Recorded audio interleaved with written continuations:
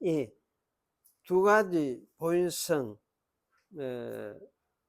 사람이 그 고유 본성 가면은 그것이 무엇이냐, 그 됨됨이를 규정짓는 어떤 독특한 성격이다, 이렇게 이야기를 할 수 있겠죠. 이제 여기 이제 두 본성, 그래 신성하고 인성인데, 신성, 온전한 신성, 또 온전한 인성, 이게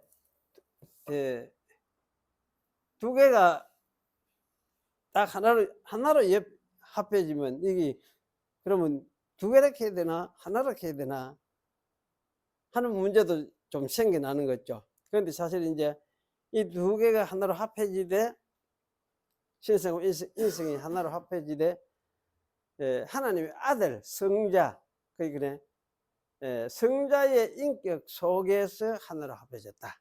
성자의 인격 안에서 하나로 합해졌다. 그렇게 이제 정리를 했습니다. 막 엄청 토론하고 논쟁을 했었죠. 그래 하다가 결국 이제 정리된 것이 무엇인가 하면은, 성자의 한 인격 속에 인성과 신성이 하나로 합쳐졌다. 연합되었다. 하나로 연합되었다. 그러니까 이 연합이라는 말은 뭐 뒤죽박죽 막 섞이고 이렇다는 이야기 아니에요. 인성은 인성대로, 신성은 신성대로 하여튼 연합해가지고 이게 서로 막 이래 뒤죽박죽 되지도 않고 연합해가 하나가 되어졌다, 이래 이야기를 하는 것이 연합 개념이에요. 그러니까 어째 그런 것이 가능하노? 어째 그랬을까? 이래 질문을 할 수 있죠. 그래 하면 우리는 뭐렇게 해야 되겠습니까? 그건 알 수 없지. 그건 알 수 없지. 왜 그러냐 하면 이제 이거는 좀 신비의 영역이지, 우리가 어떻게 뭐 설명을 다 할 수 있는 영역이 아니에요.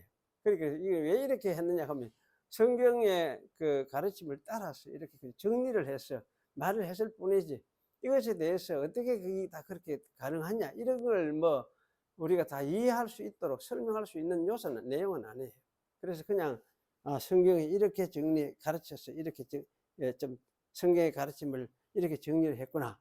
그래서 한 성자의 한 인격이라고 할 수도 있고, 한 person이죠. 한 인격, 또는 한 분, 이렇게 할 수도 있고, person이 뭐 분하기도 하고, 우리 인격하기도 하고, 그렇게 이야기를 하는데, 하여튼 한 분 안에, 성자의 한 분 안에 신성과 인성이 연합되어 있다.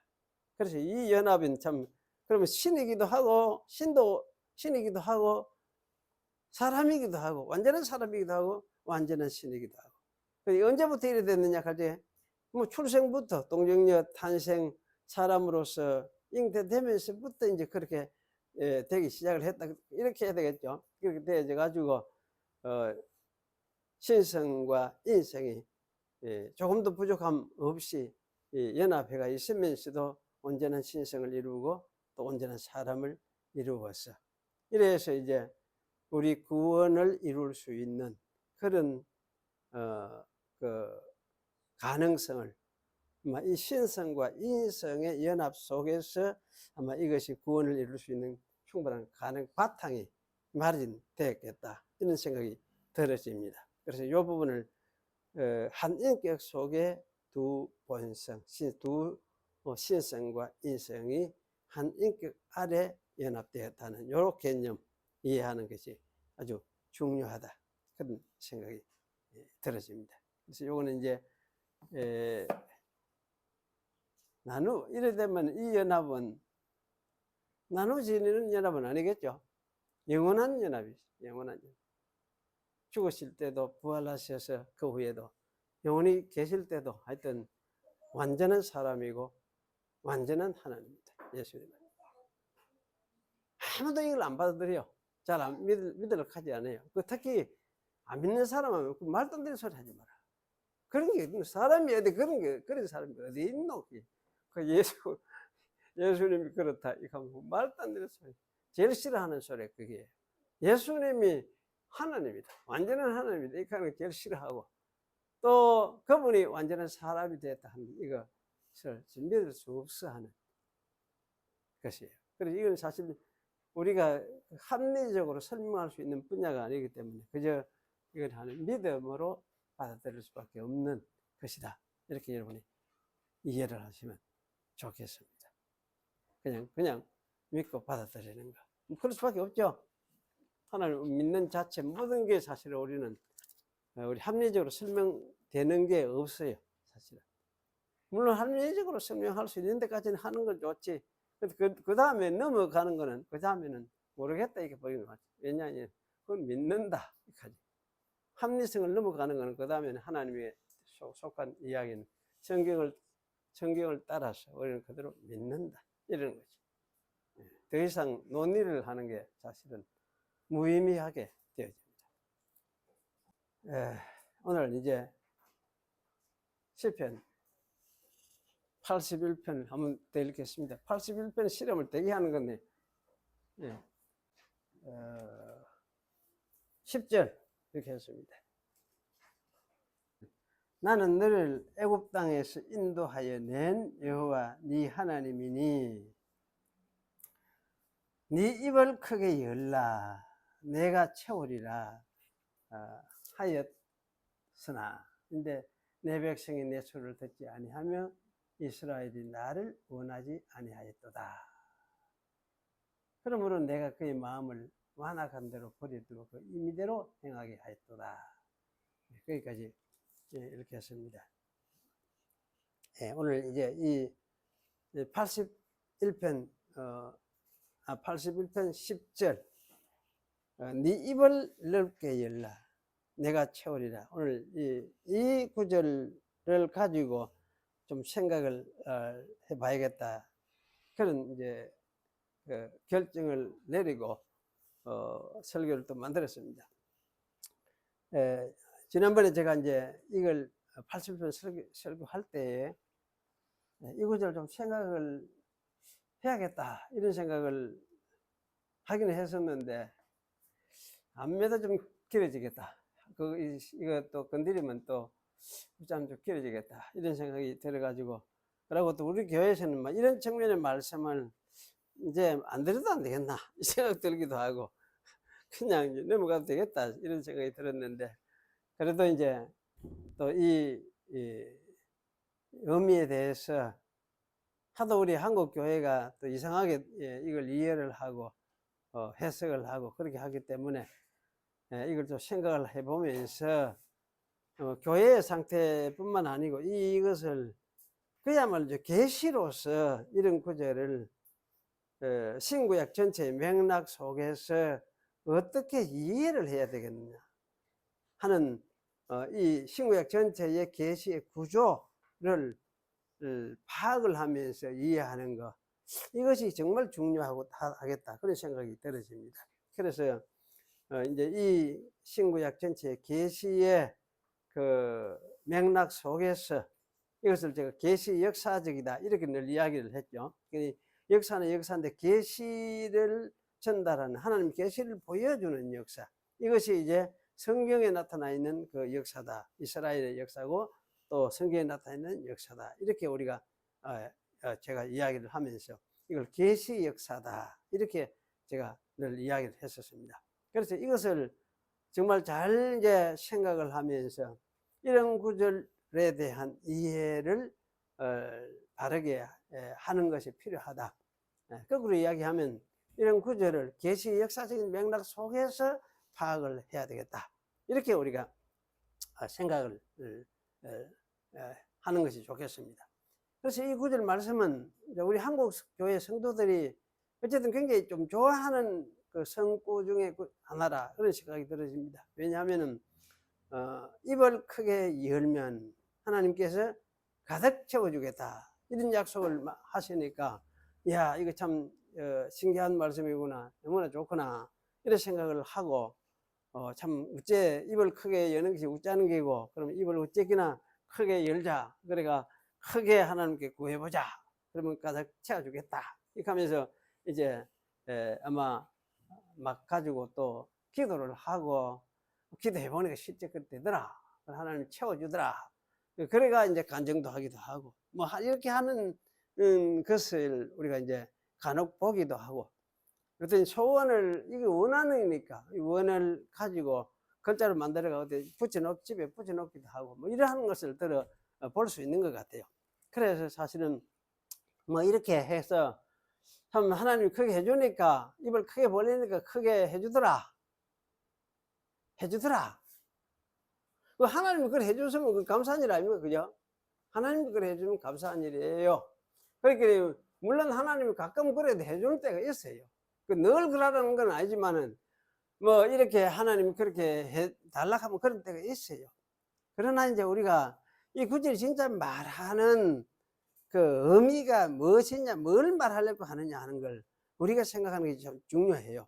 그런데 사실 이제 우리 사람들이 이 간증을 하면서 이 구절을 인용하고 하는 것에는 이제 이 본문이 진짜 말하려고 하는 뜻이 무엇인가, 이것을 우리가 좀 생각을 해봐야 되고, 그 본문이 말하려고 하던 그 뜻하고 우리가 생각하고 있는 이 우리가 소원하고 이것이 과연 맞는 것인가, 맞아 떨어지는 것인가, 그걸 우리가 생각을 해봐야 돼요.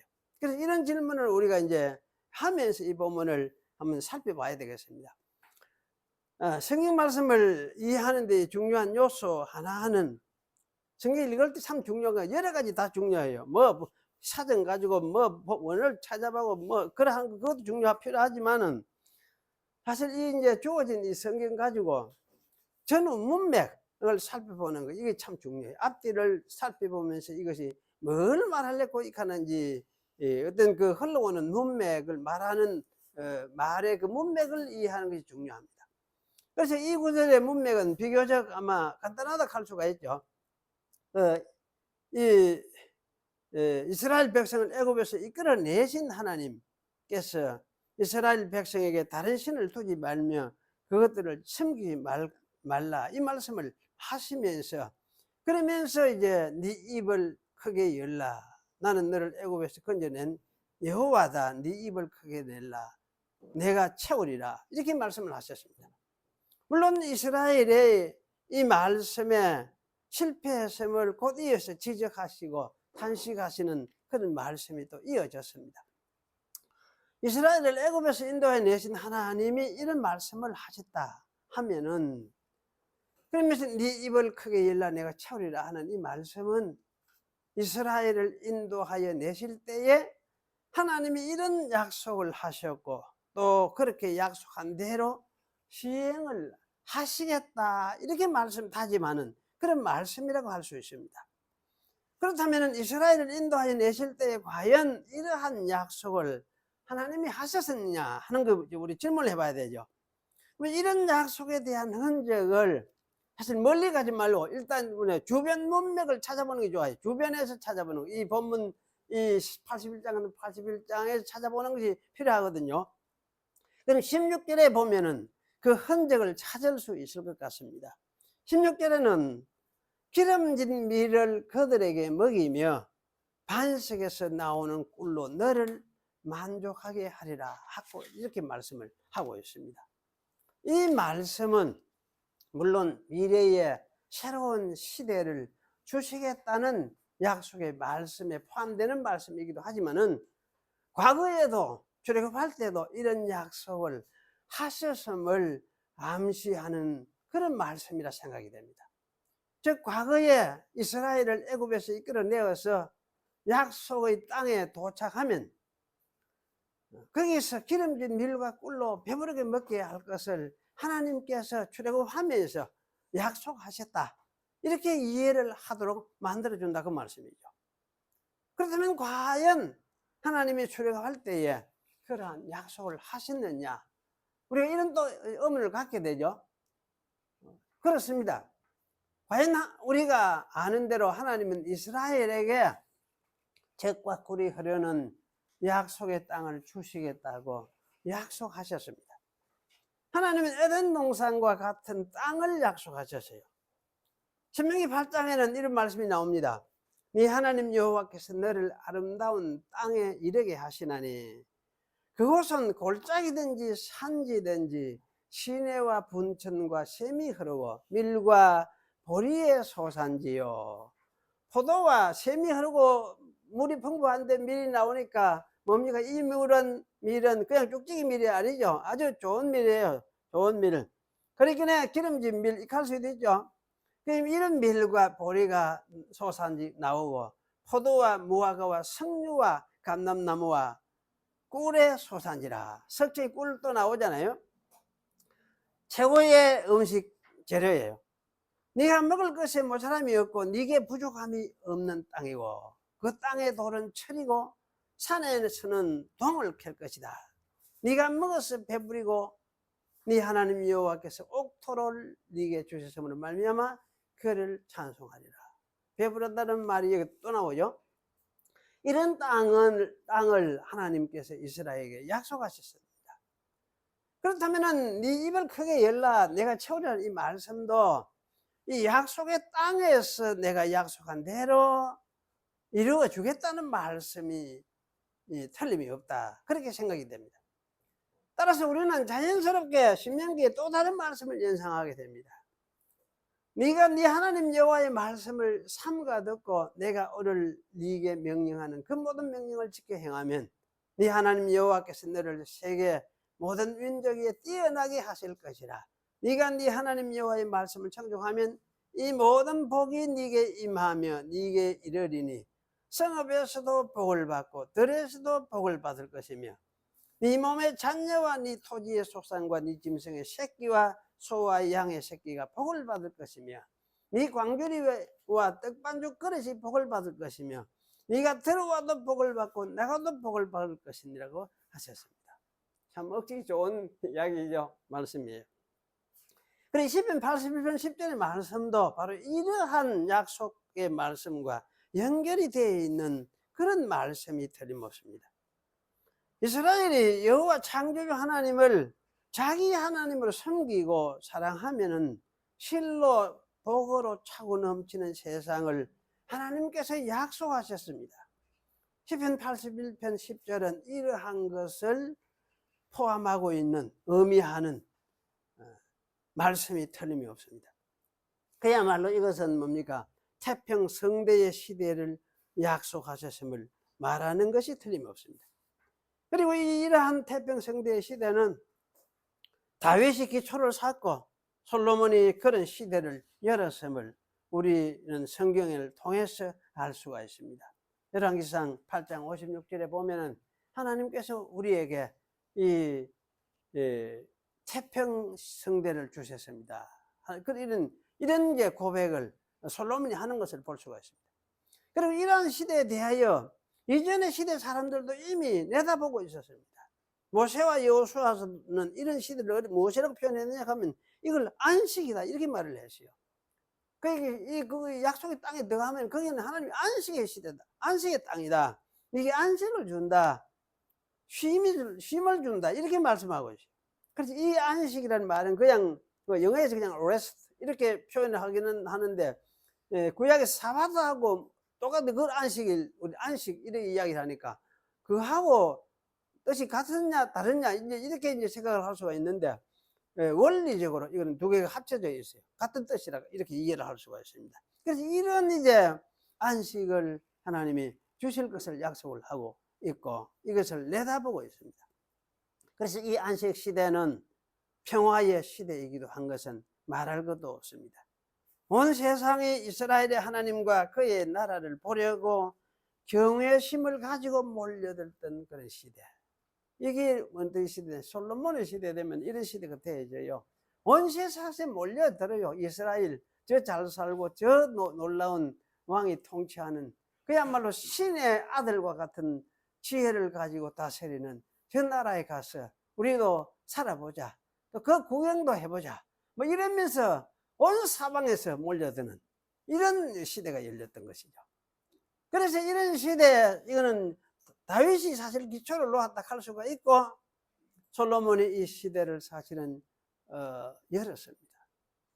이 시대가 사실 이래놓고 얼마나 갔는지 모르겠어요. 한 20년이나 갔는지 잘 모르겠는데 어쨌든 이런 시대가 이제 열려졌는데, 그런데 이 시대가 솔로몬이 그야말로 좀 미쳐 돌아갔지. 나중에 해서 살짝 돌아간 것 같아. 내가 볼 때는 살짝 돌았는지 많이 돌았는지 모르겠는데 하여튼 엄청나게 제정신이 아닌 상태로 빠져버린 것 같아요. 그러니까 이제 돌아서 그러는 막 우상 섬기는 것을 다 이제 허락을 해버리니까 여자들 사방 나라 여러 나라 군소 주변 나라에서 공주들 막 갖다 바치고 그 사람이니까 그들이 가져온 우상들 다 허락해가 지금 다 섬기도록 해놨으니까 그러니까 이제 전부 이제 우상으로 빠질 수밖에 없는 그런 상황이 되어졌어요. 그래서 참 이런 태평 시대에는 잠깐 열렸다가 참 사라져 버렸다 이렇게 할 수도 있겠습니다. 그래서 이스라엘 역사에서는 이러한 태평 성대는 다시는 그 후에는 오지를 않았어요. 사실 비슷한 어떤 나라 그 땅덩이가 있기 때문에 땅덩어리는 뭐 비슷하게 좀 확정한 적은 있어. 그 후에 히스기야 시대라든지 뭐 이런 그 시대 또 여로보암 2세 이런 시대 그 땅덩이는 그와 같이 확장을 시켰던 때가 있어요. 비슷하게. 그런데 사실 태평성대는 오지를 아니했습니다. 그런데 사실은 이 약속이 이렇게 그럼 깨어지고 마느냐? 하나님께서는 사실 이 약속을 깨뜨리고 그냥 두시는 분이 아니었습니다. 오랜 후에 이 태평성대의 평화는 이스라엘의 가난하고 비천한 자들에게 다시 선포되어졌습니다. 그 선포가 우리 잘 아는 대로 지극히 높은 곳에서는 하나님께 영광이요 땅에서는 기뻐하심을 입은 사람들에게 평화로다. 이 평화가 바로 태평성대에 대한 선언이죠. 그래서 이 새로이 이 태평성대가 시작되는구나. 이것을 천사들이 사실은 이제 선언을 했는데 누구 하나님의 아들 아기 예수가 탄생하심으로부터 이 시대가 열림을 선언을 했습니다. 그런데 사실 이 시대의 평화는 모든 사람이 누리는 것이 아니었습니다. 어떤 사람이 기뻐하심을 입은 사람들이 입는 평화. 곧 하나님이 보내신 하나님의 아들 예수 그리스도를 주로 믿는 사람들이 누리는 평화. 이런 평화를 이야기해요. 따라서 이 평화는 어떤 평화냐? 모든 사람이 다 같이 누리고 즐거워하지 이런 것이 될 수가 없어요. 이런 것이 아니고 이거는 죄사함을 위한 평화. 죄사함을 받은 사람에게 주어지는 평화. 또는 적은 무리에게 임재하시는 하나님이 주시는 평화. 예수님은 이렇게 이야기하세요. 적은 무리요. 이렇게 이야기를 했잖아요. 그래서 이런 사람들이 주시는 평화라 그 말이죠. 그러니까 하나님의 아들이 이런 무리들에게 평화를 주신다고 했습니다. 이 평화는 하나님의 아들이 자기 백성을 위하여 대속의 죽음을 통과한 후에 부활하여 아버지께서 주시는 성령을 받아서 주시는 평화였습니다. 따라서 이 평화의 나라에서 사람들이 먹고 마시고 배부르게 하는 것, 역시 이거는 뭡니까? 이걸 뭘 이야기를 하느냐 할 때 성령으로 먹고 마시는 것이에요. 성령 자체가 사실은 먹고 마시는 거예요. 하나님의 백성들이 먹고 마시는 생명이에요. 성령을 생명이라고 하기도 하잖아요. 성령이 사람의 생명이고 먹고 마심이고 배부름이고. 그래서 예수님은 누구든지 내게 오면 내가 생명수를 그 속에서 솟아나도록 해주겠다. 이렇게 말씀을 하셨어요. 그러니까 사실 예수님 자신이 떡이고 자신이 주시는 성령이 뭐냐? 그것이 생명수고 생명이고 이것을 선언했어요. 그래 이런 것이니까 사실은 여기서 평화라는 것도 이런 것에 대한 것을 이야기를 하는 것이지. 이것이 말하자면 구약에 약속했던 그 복의 실체 핵심이다 그 말씀입니다. 그래서 이런 사실을 정말 잘 증거해주는 성경 말씀이 있어요. 이걸 이래 설명하면은 안 받아들이고 안 믿지를 않아요. 제가 엄청 많이 욕을 얻어먹거든요. 이래 설교를 하다가. 근데 사실 믿지를 않아요. 근데 이래 설명을 할 수밖에 없는 성경 구절이 있어요. 그게 히브리서 6장 13절에 20절의 말씀입니다. 여기에는 하나님이 아브라함에게 복 주고 복 주며 번성하게 하고 번성하게 하겠다고 약속했습니다. 그런데 그게 실제가 뭐냐 할 때 결국 예수 그리스도가 하늘 지성소로 들어가심으로써 그것이 성취가 되었다. 이렇게 말하고 있습니다. 그럼 아브라함에게 약속한 약속의 땅, 또 하늘의 별과 같은 자식들, 이들이 뭐냐? 예수 그리스도가 불러들인 하나님의 백성들이 약속의 자손들이다. 그 말씀이고, 그러면 그 땅은 뭐냐 갈지게 예수 그리스도가 만들어 놓은 그런 세계, 이 세계 어떤 세계입니까? 성령 안에서. 신약의 성경 계속 이야기하는 것이 성령 안에서, 또 예수 안에서 가다가 성령 안에서 계속 이렇게 이야기해요. 그리고 사실 그 땅이 무엇이냐 할지게 성령 안에서, 성령이 땅이다. 하나님의 백성들이 사는 땅이다. 이렇게 이해를 해야 돼요. 사실 이런 이해를 옛날에 제가 총신가가 특강 가가지고 강의하면서 이런 이야기를 했더니만은 야단이 났더라고. 학생들이 막 공부를 새로 할 기라고 막 읽어보고 또 그러고 배가 자기들이 야단 나더라고. 그게 맞나? 그러네. 생기는 이제 그래서 이 설명을 해주는 사람이 잘 없으니까. 그러니까 땅이 신약에 오면은 땅이 구약에서 그 온갖 것을 주고 이래 해주는 생명을 주고 먹을 걸 만들어주고 하는 것이 땅이고 삶의 터전이라면 신약의 삶의 터전이 뭐냐? 예수님이 보내신 성령, 그것이 삶의 터전이라 그 말이에요. 그래서 신약의 교회는 어디에서 형성되어 가느냐? 성령 안에서 이렇게 지어져 가는, 이게 신약의 새로운 세계예요. 그래 이거를 이렇게 이해를 좀 하면 좋은데 막 또 문자에 매이니까 문자에 매여 가지고 그렇게 바꿔 생각을 못 하더라고 사람들이. 그러니까 이제 이게 과감하게 바꿀 필요가 있는데 과감하게 바꿀 줄을 못해. 왜 바꾸지 못하냐 하면 구속사적인 맥락을, 틀을 전체를 파악을 잘 못하고 잘 하질 않으니까. 학자들은 좀 이상하게, 구약 학자들은 구약에 매여서 신약으로 잘 넘어오질 않아. 안 해. 신약으로 잘 넘어오죠. 물론 옛날 사람들은 다 신약 구약 다 합쳐가 연결해가지고 통일시켜 이해를 했는데 요새 사람들일수록 더 이게 심한 것 같아요, 이런 정세가. 구약은 구약에서 한해서만 해석하려고 하고 신약으로 와서 넘어와서 이것이 어떻게 무엇을 의미하는 것인지 이걸 연결해가 신약에 와가지고 이해를 하려고 하지 않으려고 하더라고요. 그래 참 굉장히 어려워요, 이런 측면에서 보면. 그래서 참고로 이래 이야기할 때, 생각을 할 때 우리가 예수님이 사실은 이렇기 때문에 나를 믿는 자는 누구든지 목마르거든 내게로 와서 마시라. 나를 믿는 자는 그 배에서 생수의 강이 흘러나리라. 또 내가 생명의 떡이라. 내 살을 먹고 내 피를 마셔야, 전에는 내 살, 내 피, 피를 마셔야 그게 영생이고 생명이고 내가 참된 음료다. 내 살이 진짜 양식이고 내 피가 진짜 음료다. 이렇게 이야기를 하잖아요. 그러니까 이게 모두가 먹고 마시는 거와 연결되어 있는데 결국은 이게 뭘 이야기하느냐? 성령을 통해서 먹고 마셔야 된다. 성령을 먹고 마셔야 된다 하는 말씀이나 똑같은 말씀이에요. 그래서 이런 사람을 두고 뭐냐? 이런 사람, 누가 이런 사람들이냐 할 때 예수님을 믿는 사람, 예수님을 하나님의 아들로 믿는 사람. 오늘 우리가 공부한 것처럼 예수님의 하나님의 아들이신데 그분이 사람이 되어 오셔서 그러니 온전한 신이면서도 온전한 사람이 되셨다는, 이렇게 이제 믿는 사람들이라고 말을 할 수 있죠. 이런 사람들이 바로 이제 영생을 가진 사람이고 또 생명의 나라로 옮겨진 사람이다. 이 땅에 사는데 아직 근데 죽는데 아직 생명의 나라로 옮겼단 말이냐?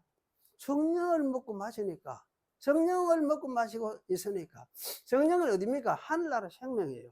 그럼 이 하늘나라 생명 먹고 마시는 이 사람은 죽어도 살아있는 사람이나 마찬가지고 죽고 사는 것이 그게 문제가 안 된다 이야기. 성경은 그렇게 그 이야기를 하잖아요. 그렇기 때문에 사실은 이제 아브라함의 복을 받은 사람이, 누가 아브라함의 복을 받은 사람이냐?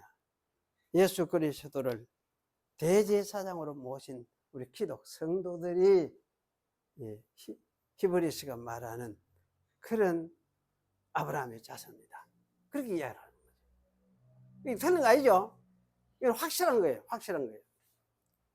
이런 사람들을 사도 바울은 뭐라 하느냐? 이런 사람들을 보고 신성으로 충만한 사람이다. 이렇게 이야기를 했어요. 골로새서 2장 9절 10절 보면은 신성으로 충만했다. 그 예수님 안에서 뭐냐, 하나님의 신성이 충만해 있는데 너희도 그 안에서, 예수님 안에서 충만하다. 이렇게 이야기했거든. 그럼 신성으로 충만하다. 그럼 신성으로 충만하다 하다는 말이 뭐냐? 그걸 달리 이야기해도 성령으로 충만하다. 이렇게 하는 게 마찬가지. 그래서 상관이 없어요. 그러니까 우리는 뭡니까? 신성이, 어쨌든 예수를 믿고 예수님을 믿는 믿음을 가지고 살게 된 사람, 그래서 성령을 받은 이 사람은 사실은 어떤 사람인지 갈지에 신이라 해도 돼. 왜? 신성이 충만한 사람이니까 신이라 해도 돼. 그리고 이 신성이 이제 나타나는 것이 뭐냐? 이것이 성령의 열매를 하기도 하고, 갈라디아서에 보면 성령의 열매를 하기도 하고, 베드로후서에는 보면 신의 성품이다. 이렇게 이야기합니다. 같은 이야기지. 신성이 나타나는 거지. 그래서 이걸 뭐 성령의 은사들이라 이렇게 하는 것도 괜찮지만은, 어쨌든 뭐라 하든지 간에 이거는 하늘 사람들에게서 나타나는, 저 사람들이 하늘 사람 된 표적이구나. 이것을 보여주는 게 사실 성령의 은사들이다. 이렇게 말을 할 수가 있어요. 그러면 예수 믿고 성령을 받은 사람들에게 있는 게 뭐니까? 그 나타나는 표적이 없을 수가 없죠. 이게 뭐냐 하면 대표적으로 말하는 게 사랑이라. 한마디로 사랑. 그 다음에 그 안에서 희락, 자비, 양성, 다 사랑. 이렇게 할 수 있어요. 여러 가지로 표현을 할 수가 있어요. 있는데, 이런 것으로 그저 표현이 되고 나타나는 거죠. 그래서 사실은 이런 것이 사람들에게, 신자들에게 모두가 있게 되어진다. 성경에는 있게 되어진다. 너희가 이것이 너희의 살아가는 삶이다. 그래서 이걸 가지고 이 삶을 너희 삶인 줄 알고 이걸 따라서 살아가거라. 그래서 이거는 뭐 안 믿는 사람도 그런 게 있던데, 안 믿는 사람, 그 불교 다니는 사람은 그 사람 사랑 없느냐? 그건 뭐 없고, 이렇게 우리가 질문을 하는데 그런 질문할 필요가 없어요. 그거는 뭐 어찌까지 안 믿는 사람이 있는 거는 뭐라 하든지 간에, 저거야 뭐라 하든지 간에, 그럼 믿는 사람들 속에 나타나는 이것은 뭐냐? 이거 성령의 은사로구나. 성령 받은 표구나. 하늘 생명 가지고 있는 표구나. 이렇게 생각하라는 거지. 이렇게 이해하라는 거지. 그래서 사실 이게 시편 81편 10절의 말씀은 이러한 우리 성도들의 모습을 이야기를 하는 것이 틀림없다. 그래서 생각이 들었습니다. 그래서 성령 충만함을 받았다 하는 말도 내나 같은 말이고, 시편 81편에 네 입을 크게 열라, 내가 채우리라. 뭘 채웠습니까? 떡 채워줬습니까?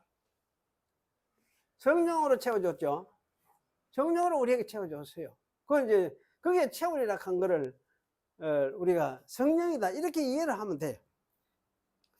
그렇기 때문에 오늘날 우리는 이 구절 말씀 가지고 우리들이 바라는 바 육신적인 이 욕망을 이루어 주시기로 하나님이 약속한 것처럼 해석하지 않도록 주의해야 될 필요가 있습니다.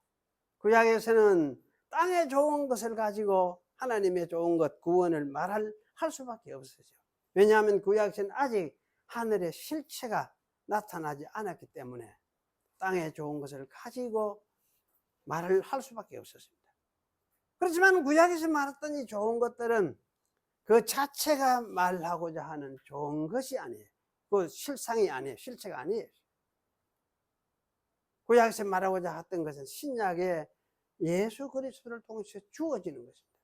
따라서 실체는 하늘에 속한 것, 예수 그리스도를 통해서 주어지는 것이 뭐냐?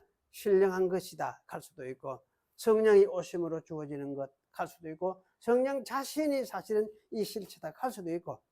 그러면 이 구약에서 말하던 이것은 뭡니까? 땅의 것을 가지고 이야기하는 것이 아니라 영혼에 속한 것에 대한 이야기다. 그리고 달리 말해서 또 구원에 대한 이야기다. 이렇게 이야기를 할 수가 있어요. 그래서 시편 80편 10절에서 말한 기름진 밀과 석청도 구원에 대한 표현으로서 이해하는 것이 중요하다는 말씀입니다. 따라서 우리가 구약을 읽을 때는 구약에서 끝을 낼 것이 아니라 그 말씀이죠.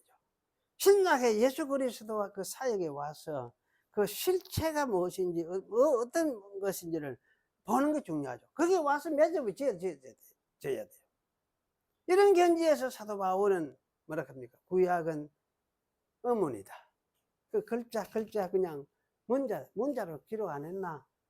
실제 그 내용 진짜 그거를 그 속에 들어있는 실제가 뭐냐? 그게 이제 신약 전체적인 계시 속에서 드러난 것을 파악을 해야 된다. 그 이야기를 사도 바울은 이야기를 해요.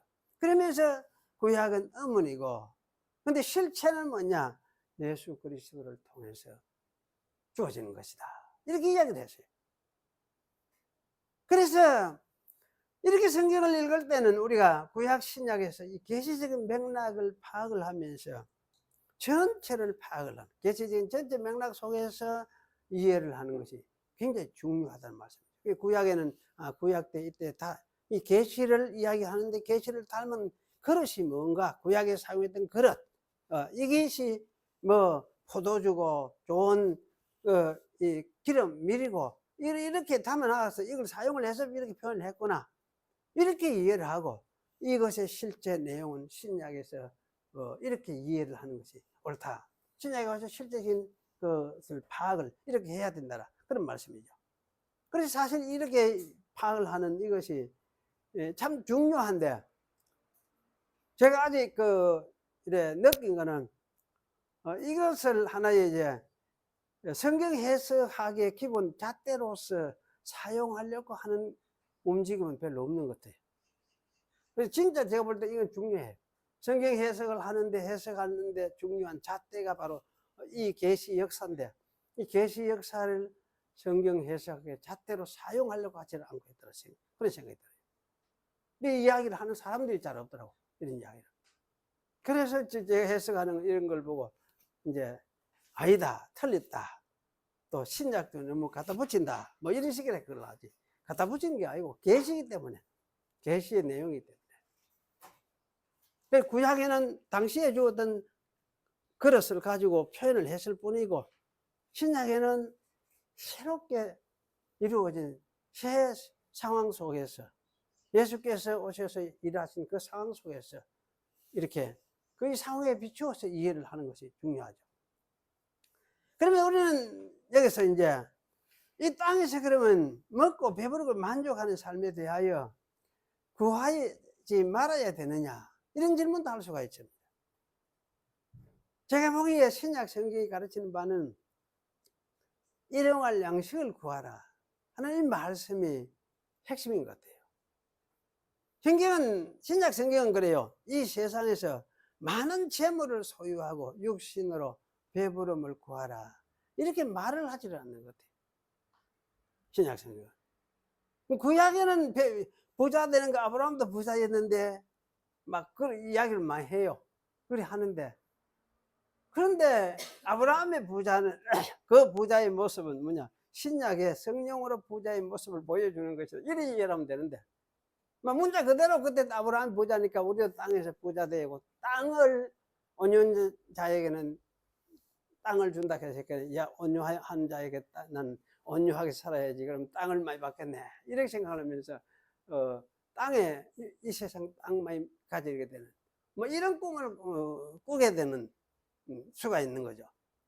그래서 사실은 이제 신약에서는 그런 식으로 생각을 하지 않도록 이야기하는 거예요. 이야기하는 것이, 예수님이 가르친 것이 뭡니까?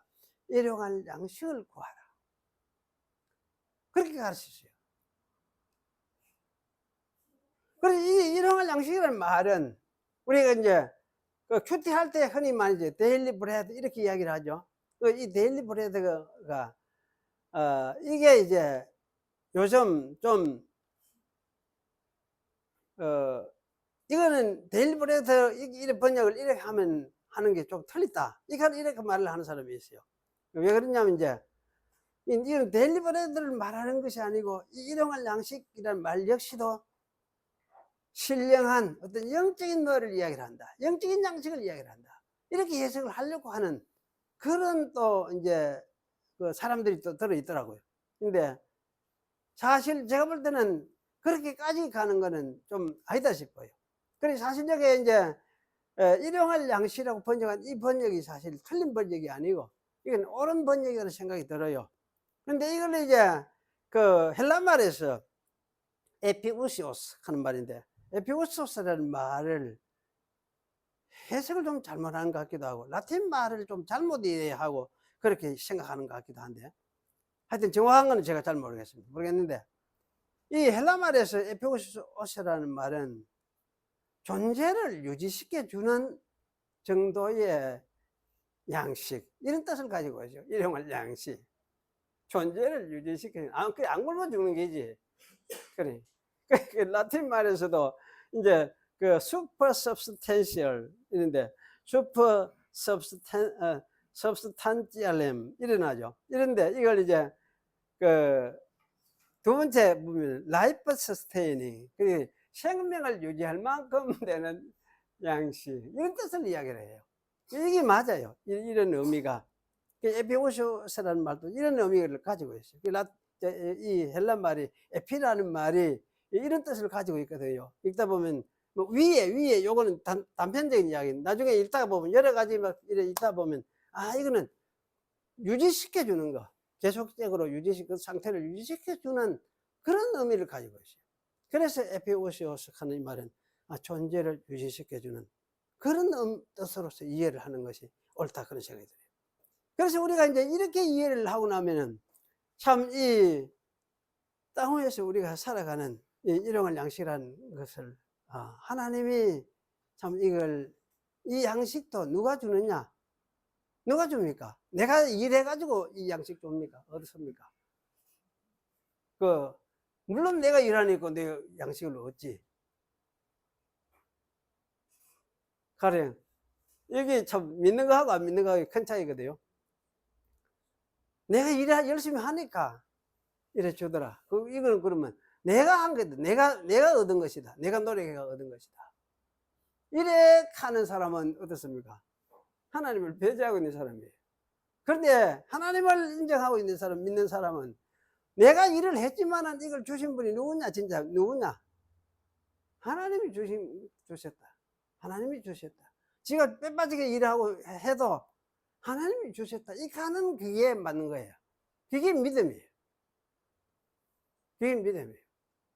요새 보면, 영화에 보면 종종 그런 게 안 나옵니까? 지가 잔뜩 해가지고 있는데, 이거 하나님 준 게 아니고 내가 해서 했지. 이거 하는 거 종종 나오잖아요. 그런데 하나님의 백성은 어찌했냐?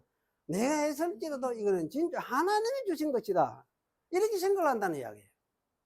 그러니까 이게 이제 이 일용할 양식, 이거를 우리가 일을 하고 하면서 얻지만은 누가 주신 것이냐 할 때에 하나님이 주신 것이다. 이게 뭐냐? 일이 하는 이게 뭐냐? 이 자체가 하나님 나라와 의를 구하고 있는 사람이라는 이야기예요. 그럼 이런 사람으로서 가거라 이야기지. 그럼 이렇게 살아가는 속에 뭐냐? 일용할 양식도 들어있다. 하나님이 또 공급을 해주신다. 그 이야기예요.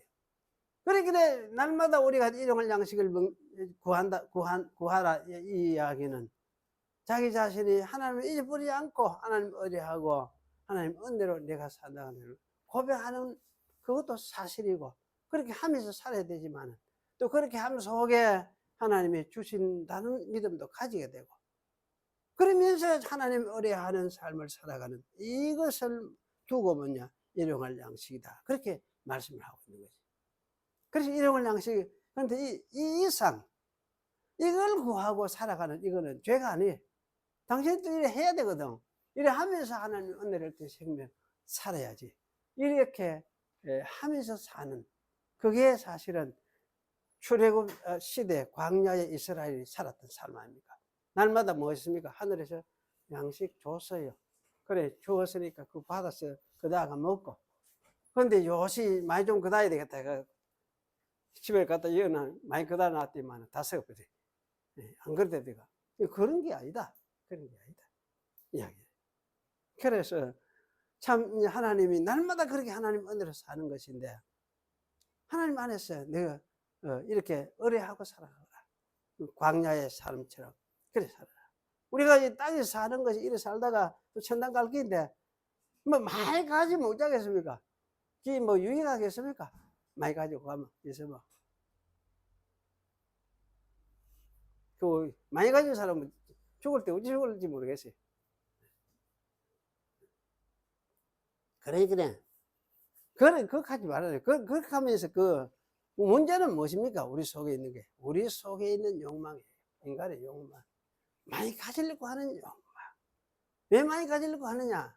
많이 가지려고 하면 사람은 본능적으로 많이 가지면 어떻게 되느냐? 이 본능이 있는데 이 본능 가지고 많이 가지게 되면은 자꾸 이게 교만해지고 뭘 의지하느냐? 가진 것을 의지하게 돼요. 의지하고 하나님을 의지하는 마음이 언젠가부터 당장 이 돈에 가버려. 그래 돼버려. 사람이 심리적으로 이래 돼버려. 그 인물이 많이 가지게 되면은 또 어떻게 되느냐? 이거 지배하려고 해요. 내가 많이 가졌으니까 지배하려고. 이게 타락한 본성이에요. 그래서 많이 가지려고 해서 많이 가져서 안식을 누리고 안정을 누리려고 하는 이 욕망이, 이것이 사실은 죄성의 발로입니다. 이 성경적인 믿음의 발로는 아니에요. 이게 죄성의 발로예요. 그 예수님이 가르쳤어요. 너가 내일 일 염려하지 말고 그날 한 날 하나님 앞에서 살아가도록 해라. 그래서 내일 일은 내일이 염려할 것이요.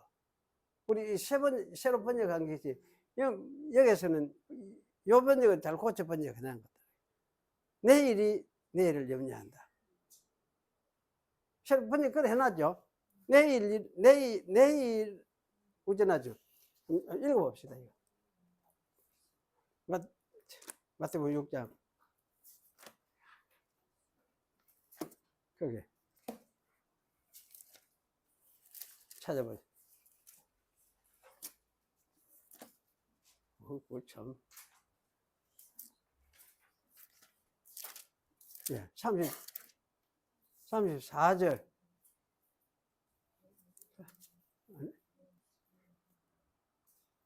예. 내일 일을 위하여 염려하지 말라. 내일 일은 내일이 염려할 것이요. 일어났죠? 내일 일은 내일이 염려할 것이요. 사람이 염려하는 게 아니대. 누가 염려합니까? 내일이 염려해요. 내일이. 그럼 오늘 그날 하나님께 몇 개 부어. 내일은 또 하나님이 또 내일 인도하시는 대로 살고, 그 이야기지. 그래, 내일은 내일이 책임진다. 네 신경 쓰지 마라. 이 말이랑 똑같아.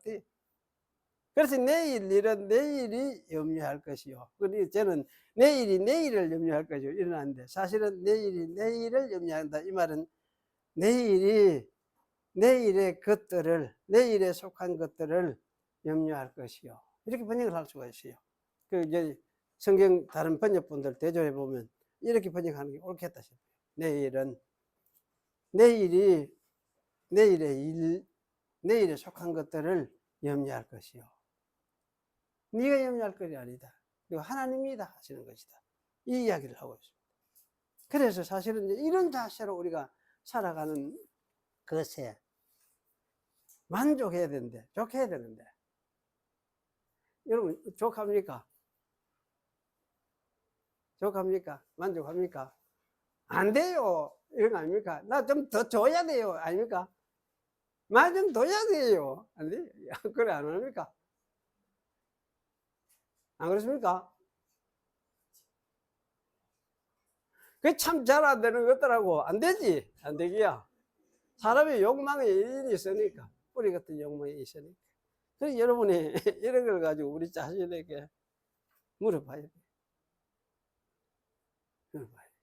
근데 저는 그래요. 조금만 좀 어디 좀 생각이 좀 바래. 이런 데서라도 조금 좀 벗어나서 이래가 아웅다웅 하는 이런 데서 무조건 이쪽으로 조금만 옮겨져도 좋겠어요. 마음이 조금만 옮겨져도.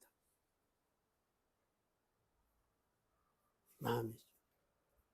그래서 어쨌든 현재 사람들이 가지는, 한국 신자들이 가지는 부자가 이게 좀 하나님의 축복이나 복을 받아 부자가 되었다. 이 소리는 안 했으면 좋겠어요. 하나님, 부자가 부자 되는 것이 복이다. 이 소리는 안 했으면 좋겠어요. 11조 제일 많이 하는 게 복이다. 이런 소리는 안 했으면 좋겠어요.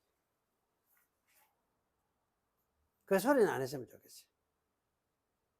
이런 식의 생각은 아마 정상은 아닌 것 같다. 그거 복 같으면, 그럼 그렇지 못한 딴 사람은 뭐냐?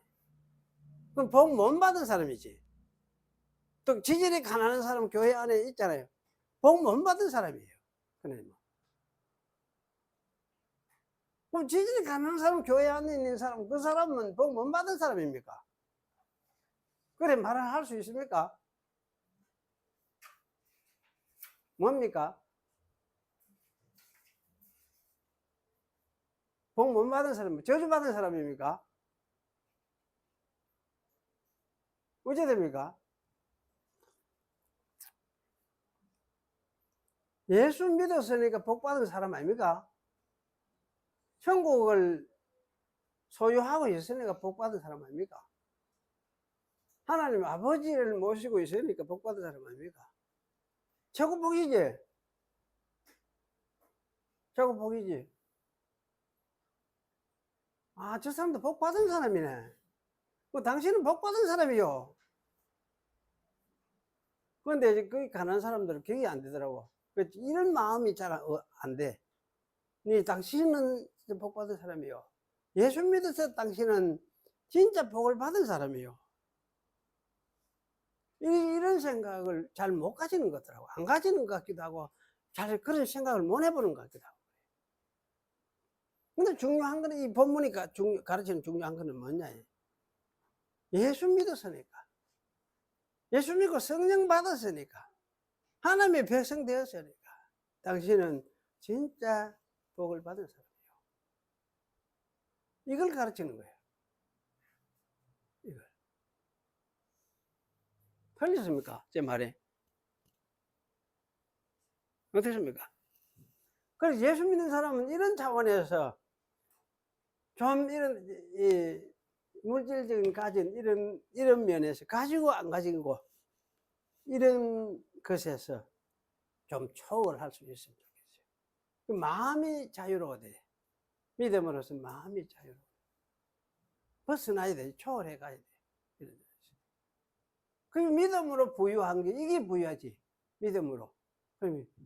믿음으로 물질적으로 부자 되는 것이 아니고 믿음으로 우리 영혼이 부자가 되어 있는 이것을 우리가 생각을 하고 감사하고 이것으로 좋게 해야 되지. 좋게 해야 되지. 그렇게 이런 마음을 가져야 물질들 많이 주어지면은 이거 내 쓰고 나머지는 다른 사람은 우리 나머지 가난한 우리 교인들한테 교인들의 것이다. 이런 생각을 좀 해볼 수도 아니겠습니까? 그렇죠? 교회 안에서. 그래 할 수 있겠죠. 그리고 우리 성도들이 사실 이런 식으로 마음이 좀 넓어졌으면 좋겠어요. 부유해졌어요. 신령하게 부유해지는, 성령으로 부유해지는 이런 마음가짐 가지고. 이런 것을 오늘 여기 시편 81편 10절은 이야기를 하는 것이에요. 그리고 우리 땅에 있는 물질 충만 이런 생각을 하지 말고 성령으로 충만하게 해주셨구나. 이것으로서 우리가 부자가 되었구나. 이런 생각을 하면서 이 때문에 살아간다. 그러면 땅에서는 뭐 가난하게 살아도 내가 잘해가지고 지혜롭게 해가지고 물질 잘 관리를 잘하고 해가 요새 자본주의 사회니까 부자가 됐으면 뭐 지 혼자만 먹고 살라고 하지 말고 이거 가지고 하나님이 무엇을 하라고 이걸 주셨는가, 이거 가지고 뭘 할까, 이런 생각을 하면 뭐 사회 환원도 할 수도 있고 부자가 되면은 뭡니까 버핏인가 뭔가 그런 거 사람 생각하듯이 그럼 많이 부자가 되면은 좀 남한테 그래가 환원도 할 수도 있고 가난한 사람 먹고 살도록 뭐 농장을 하나 만들어 주든지 그런 것도 할 수도 있고 얼마든지 그 할 수 있는 거지. 내게 아니니까. 내게 아니니까. 내가 관리자다 이 생각을 가지고 있으면 하나님의 인데 내가 그냥 관리할 뿐이었다. 맡겨준 기다. 그럼 돌려드린다. 이러면 돼. 그래 이제 좀 초월해 갈 수 있는 그게 가능한 지겠습니까? 우리나라는 이런 정신이 성도들 속에 좀 배양이 됐으면 좋겠어요. 배양이 되고. 그래 해서 교회가 이 세상 사회적으로도 물질적 이런 면에서도 좀 그 생각들이 좀 이렇게 전환이 돼가 달라졌으면 좋겠다. 그런 생각이 들어집니다. 제가 이제 이런 설교를 하다가 사실 욕은 많이 얻어먹었어요. 욕을 많이 얻어먹었어요. 미움도 많이 하고, 니 많아. 이렇게 가면서 하고. 또 이래 하면 내가 마치 좌익 운동하는 것처럼 아주 그런 사상을 들었다, 물들었다, 이런 식으로도 욕을 하는 사람도 있고, 좌우지간 그러더라고. 그런데 자유운동하고 내하고는 상관이 없는데, 성경 정신이 이렇다고요. 정신이. 그래서 이 정신을 좀 잘 바르게 이해를 하고, 그래 했으면 좋겠어요. 그래 하면은, 우리가 가진 거, 굶고 가난하고 굶어 죽어가는 저런 사람들한테도 보내줄 수도 있고, 얼마든지 그래 할 수 있고, 마음을 가질 수 있겠죠. 아프리카 이런 데 가면 흑인들 얼마나 가난한지 모르지. 그래 사는 게, 하긴 그건 저거 잘못이다. 많기도 많지. 그놈들. 그래, 우리가 이제, 하여튼, 자유하는, 성령 안에서 자유하는, 성령 안에서 자유하는, 이런 신앙으로 우리가 형성이 되어야겠다. 그런 생각이 들어집니다. 기도하겠습니다. 들어가신 하나님 감사합니다. 오늘도 주신 말씀을 저희가 함께 나누었습니다. 주님께서 오늘 주신 이 말씀, 우리들에게 너무나 어려운 말씀 같지만 또한 성령으로 하늘이 우리에게 더 확실하고 분명해질수록, 또 하늘 소망이 분명해질수록, 또 이 땅에 사는 동안에도 참 자유를 누리며 더 우리 마음이 넓어지고 풍부해지는 그런 자리로 나아갈 줄 압니다. 우리가 성령으로 충만하여서 이 땅에서도 하늘의 자유를 누리며 사는 그런 우리 성도들이 되도록 은혜를 베풀어 주시옵소서. 예수님의 이름으로 기도하옵나이다. 아멘.